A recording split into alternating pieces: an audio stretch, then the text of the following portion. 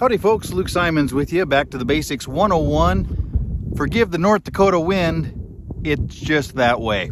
Today we're moving a fence.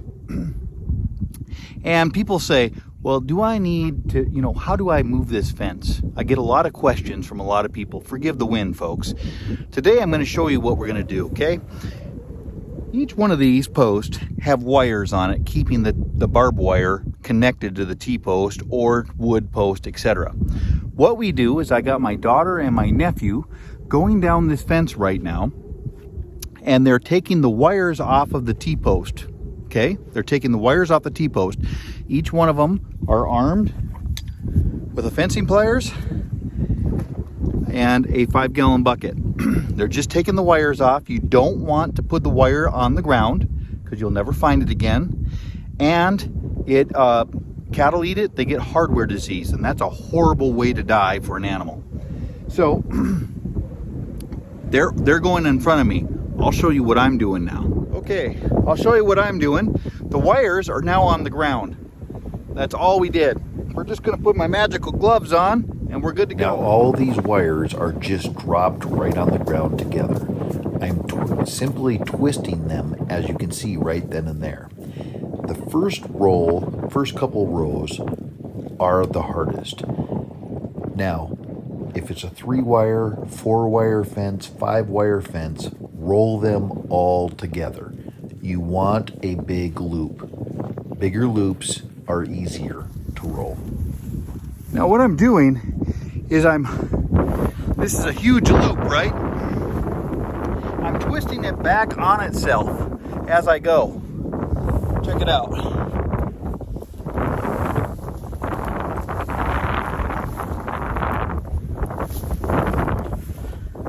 So on and so forth.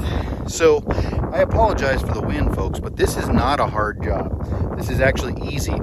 Every so often, the wires will be loose again, and I just shake those wires like I did earlier, and it kind of ties them in a knot, if you will. Not in a knot, but kind of makes a cord. And you just keep doing this until you can't move the big roll anymore. And I see a lot of people using equipment, which is great if you can afford that. But the truth is by the time I bring it out here on a trailer with a skid steer or a 3-point tractor, there's a lot of ways to roll up wire very quickly. I'm not discrediting that. If you have the money to do that, do it. This is the way they did it before equipment. You can do a lot of things. You can use a 3-point auger and just tie it to a pipe. It works. I'm not discrediting anything that you do. But this here, I worked before a professional fencer. He and I were in business together for some time. And this is what we ended up doing for a lot of it, especially in places where you couldn't get equipment in. This goes quick. This is a 1/4 mile. I'll have this done in maybe an hour. Not hard. It's actually probably longer to take the wires off the T-post than it is to roll it. Make that, you're going to experiment a little bit. I generally like that wire to come up to right here. Right here. You see how big that is? Well, it needs to be shaken again.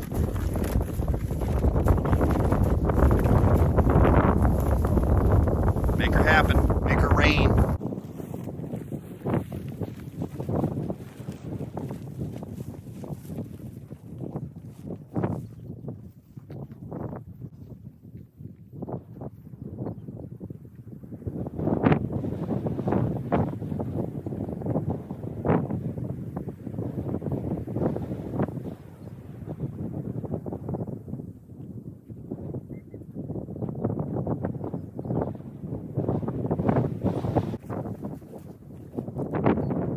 So what I do is I cut this wire and I put one right about here. Now if you're disposing this right away, that's fine. You won't have this problem then. But what I'm doing is maybe a little different. This might be here for some time. Before I take it in and have it properly disposed of, recycled. Barbed wire can can be very, very cantankerous. It can cause death in animals, get caught up in your drive shaft, much different things. Do not leave this laying around. The reason I'm doing what I'm doing right this moment is just so it doesn't spring open on me. I hate it when it springs open on me, etc., etc., etc.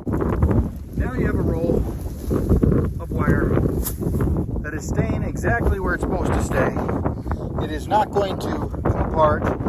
It is now forevermore going to be in the archives of history until you recycle it.